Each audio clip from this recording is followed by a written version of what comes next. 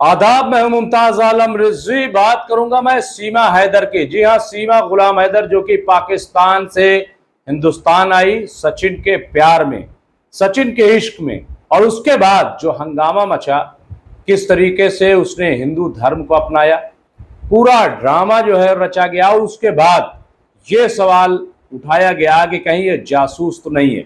उसकी तहकीक चल रही है, तमाम तरह की बातें हो रही हैं और हाहाकार की सूरत पैदा हो गई थी।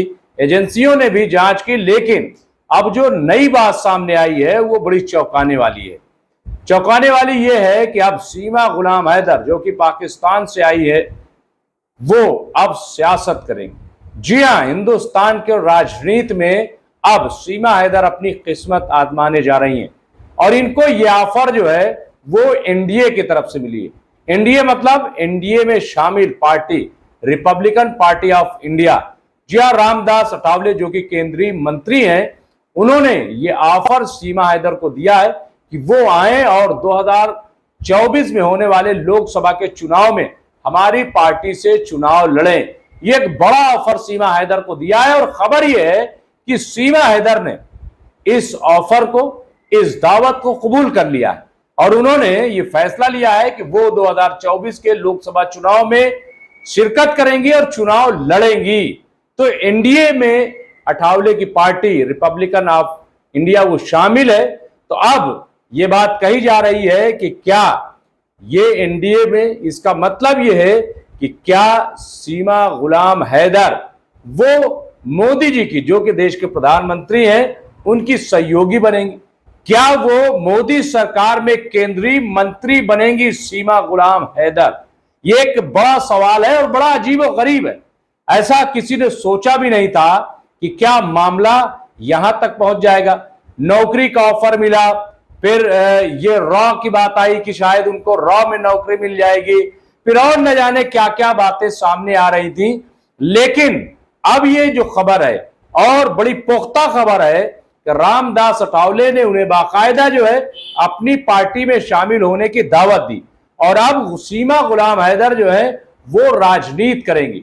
अब आप देखिए कि क्या वाकई वो राजनीति में सफल होंगी, क्योंकि अगर आप देखें तो जो इटली से आई हैं, मैं बात कर रहा हूं कांग्रेस की, कांग्रेस में जो कई वर्षों तक कांग्रेस की अध्यक्ष रही हैं सोनिया गांधी, मैं उनकी बात कर रहा हूं। उनकी मुखालफत बीजेपी हमेशा इस बात से करती रही है, या फिरका परस्त ताकतें ये कहती रही कि वो तो इटली की हैं, वो देश के प्रधानमंत्री नहीं बन सकते। इसी तरीके से उनके राहुल गांधी और प्रियंका गांधी पर भी सवाल उठते रहे हैं। लेकिन अब सवाल यह है कि सीमा गुलाम हैदर जो गैर कानूनी तरीके से हिंदुस्तान में दाखिल हुई, किस तरीके से वो अंदर आई, सरहदों को तोड़ करके गैर कानूनी तरीके से छलांग लगा करके वो हिंदुस्तान में दाखिल हुई और अब वो राजनीति में दाखिल हो रही हैं। सवाल बहुत बड़ा है। हम ये नहीं कह रहे हैं कि ये गैर मुनासिब है। तमाम जो हमारी एजेंसियां हैं वो जरूर छानबीन कर रही होंगी और अब तक छानबीन कर लिया होगा और ये बात उन्हें पता चल गई होगी कि ये मामला जो है इनोसेंट है।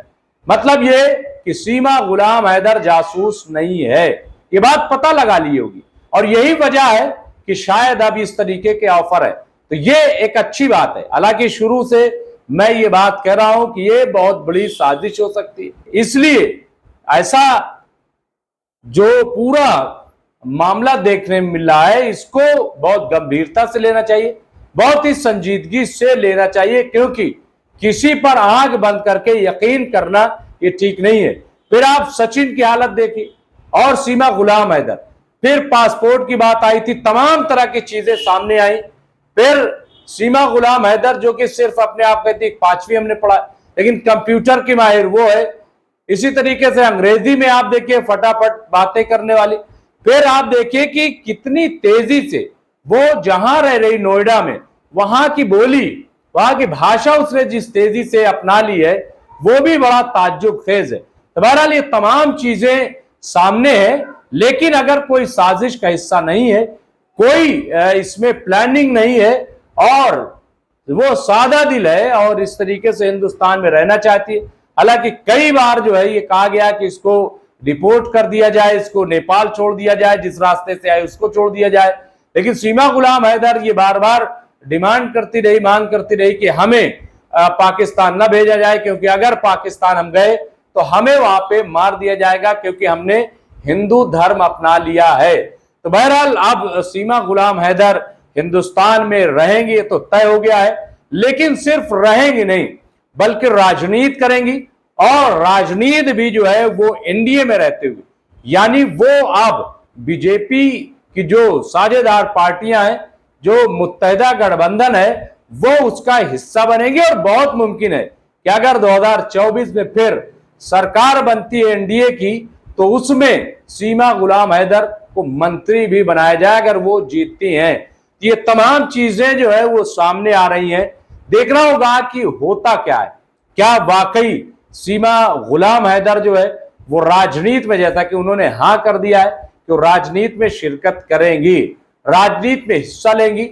अब यह भी देखना होगा कि उनको क्या वोट मिलता है, कहां से चुनाव लड़ेंगी, महाराष्ट्र से चुनाव लड़ेंगी कि उत्तर प्रदेश से चुनाव लड़ेंगी, नोएडा के आसपास से कहां से चुनाव लड़ेंगी, ये भी देखने वाली बात होगी। और ये सब कुछ बहुत जल्द तय हो जाएगा, क्योंकि 2024 की तैयारियां शुरू हो चुकी हैं और बीजेपी अपना खैमा मजबूत कर रही है, कांग्रेस जो है वो अपना खैमा मजबूत कर रही है, बीजेपी अभी एनडीए नाम को लेकर आगे बढ़ रही है, जबकि जो विपक्ष है, अपोजिशन है, उसने इंडिया नाम से एक अलग अपोजिशन दल बनाया है। ये तमाम जो है राजनीति हम देख रहे हैं, राजनीति जो है बड़ी गंभीर है। अब ये सीमा गुलाम हैदर वो क्या सिर्फ अपनी सीट पर ही महदूद रहेंगी या फिर घूम करके एनडीए के लिए प्रचार भी करेंगी, ये भी देखने वाली बात होगी। क्या होता है हम आपको अपडेट करते रहेंगे। आप देखते रहिए एमएमसी न्यूज इंडिया। बहुत बहुत शुक्रिया।